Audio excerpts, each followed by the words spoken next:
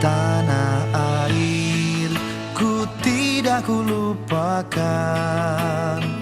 kan terkenang selama hidupku.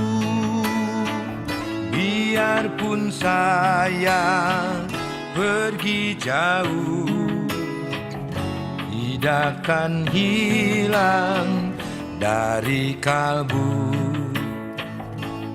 Tanahku yang ku cintai,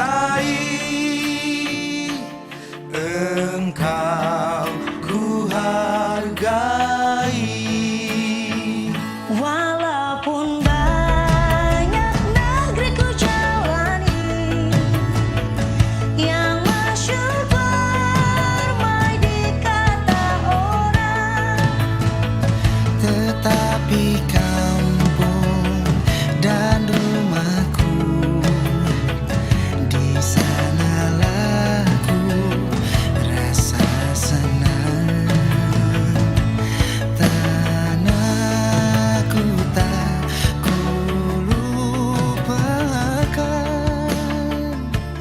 engkau ku banggakan. Bismillahirrahmanirrahim. Assalamualaikum warahmatullahi wabarakatuh.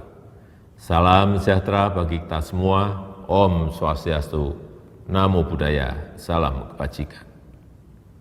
Bapak, Ibu, dan saudara-saudara sebangsa dan setanah air. Dunia saat ini tengah berperang melawan pandemi corona. Saat ini ada 213 negara terpapar, mulai dari negara berkembang hingga negara maju berperang melawan pandemi corona, termasuk negara kita, Indonesia.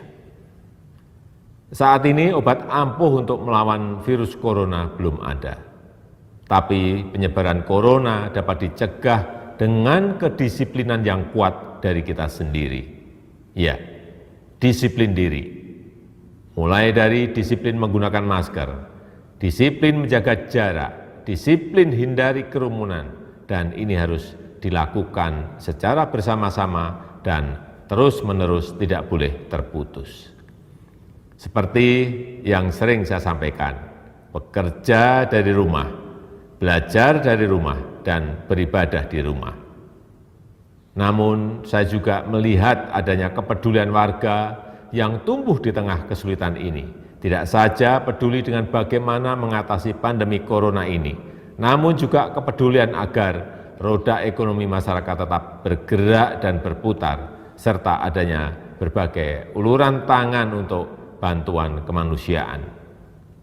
Cerita seorang warga yang bergejala COVID di dalam suatu lingkungan dan tetangganya saling membantu dan tidak mengucilkannya adalah contoh yang harus ditiru.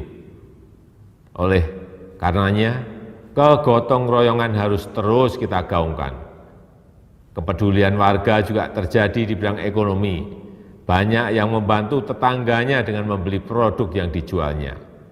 Gerakan-gerakan saling bantu tersebut harus diangkat, dimunculkan ke permukaan, bukan untuk disombongkan, tapi untuk menjaga harapan, dijadikan sebagai inspirasi dan akan bermanfaat jika dapat ditiru ulang oleh yang lain secara masif.